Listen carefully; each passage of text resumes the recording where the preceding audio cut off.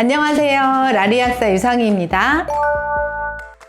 그 예전 영상에서 스티바이에 대해서 말씀해 주셔가지고 제가 처방받아서 쓰고 있는데 효과를 엄청 많이 봤어요. 근데 이 스티바이가 단종이 된다라는 안타까운 소식이 있더라고요. 혹시 그 이유가 뭘까요? 최근에 그 이유에 대해서 알게 됐어요.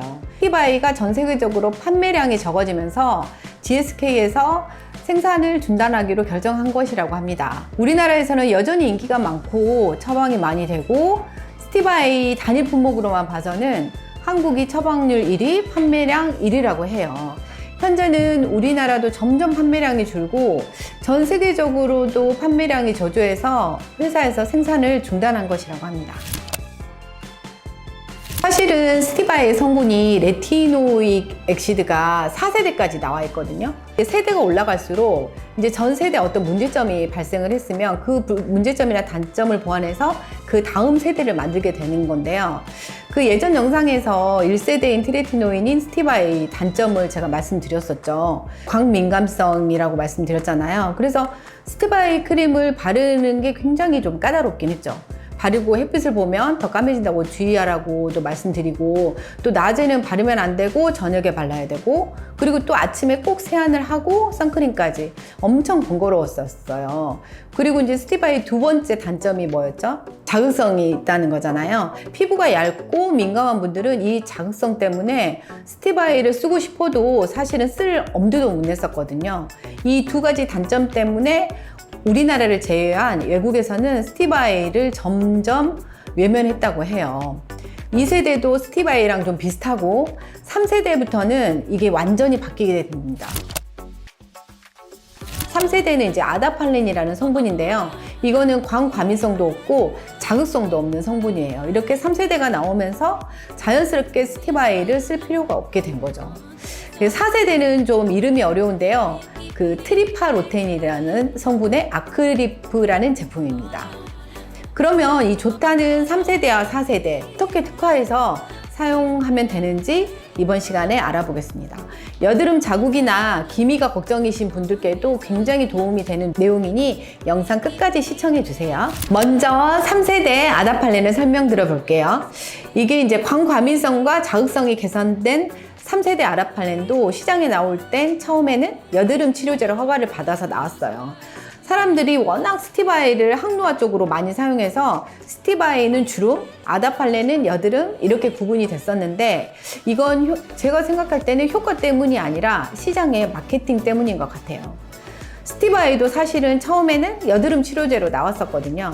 어차피 작용 기전이 스티바이랑 아다팔렌이 비슷하기 때문에 아다팔렌도 오래 쓰면 당연히 스티바이와 똑같은 효과를 낼 수 있어요.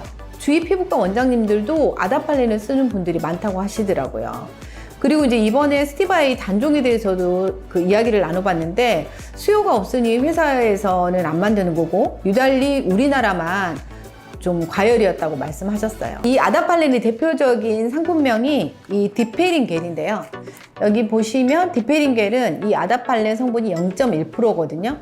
그 아다팔렌 0.1%는 우리나라에서는 처방전이 필요한데 미국에서는 일반 의약품이라고 합니다. 우리나라는 전문 의약품이라 이 점이 좀 아쉽긴 해요. 비급여약이라 약국마다 가격이 조금씩 다른데요.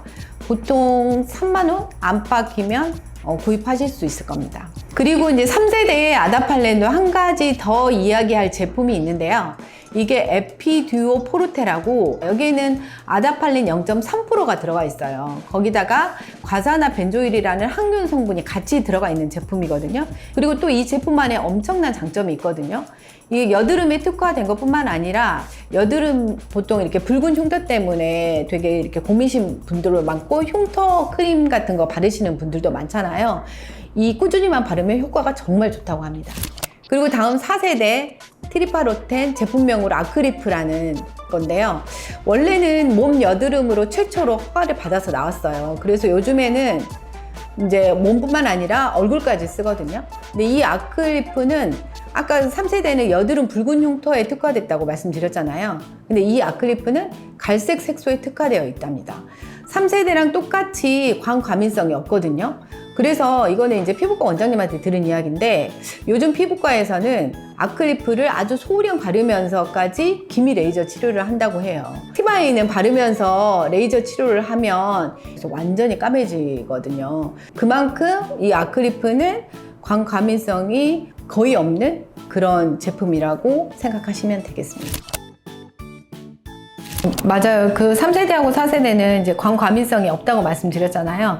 근데 스티바이는 특별히 우리가 외출을 하지 않더라도 집에 있더라도 되게 이제 이런 불빛에도 자외선이 나온다고 해가지고 선크림을 발라야 된다 이렇게도 말씀을 많이 하시잖아요. 그래서 좀 귀찮은 면이 있었는데 이제 3세대하고 4세대 그러니까 뭐 디패딩 겔이나 아까 말씀드린 아크리프 같은 경우는 집에 있을 때는 굳이 이제 선크림까지 바르시지 않아도 돼서 훨씬 간편한 거죠. 제 친구는 제가 스티바이를 되게 추천을 했거든요. 저도 효과를 많이 봤으니까. 근데 이제 집에 암막 커튼이 없어가지고 그걸 못 바르겠다라고 하더라고요. 무서워가지고 얼굴이 더 탈까봐.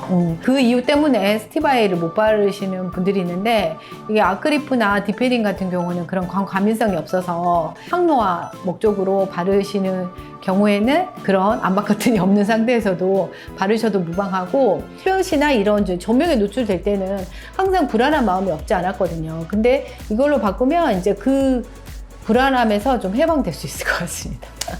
네. 일단 정리해 보겠습니다. 첫 번째 3세대 아다팔레는 1세대 스티바이의 광민감성, 자극성을 개선한 것으로 스티바이와 동일한 효과를 가지고 있습니다. 두 번째 아다팔레인 0.3%인 에피듀오 포르테는 디페린 다음 단계로 사용할 수 있고 여드름 빨간 자국에 얇게 패인, 깊게 패인 흉터는 사실 안 되고요. 그냥 얇게 패인 흉터에 좋습니다. 세 번째 4세대 아크리프는 기미나 여드름으로 인한 갈색 색소에 효과가 좋다. 이 세 가지로 정리해 드릴 수 있겠고요. 오늘은 스티바이의 단종 소식과 스티바이의 단점을 보완한 3세대, 4세대 레티노익 엑시드에 대해서 이야기를 나눠봤습니다. 원래 이제 스티바이를 처방받아서 사용해 오신 분들 중에서 나는 이제 스티바이하고 썼어도 별 이제 문제가 없었다 이런 분들은 계속 스티바이를 처방받아서 사용하시면 되고요. 만약에 이제 뭐 1세대 말고 이제 3세대, 4세대 트레티노 엑시드를 뭐 구입해서 발라보고 싶다 하면은 이제 그런 분들을 위해서 이런 다양한 제품이 있다라고 제가 이제 소개시켜드린 영상이니까요.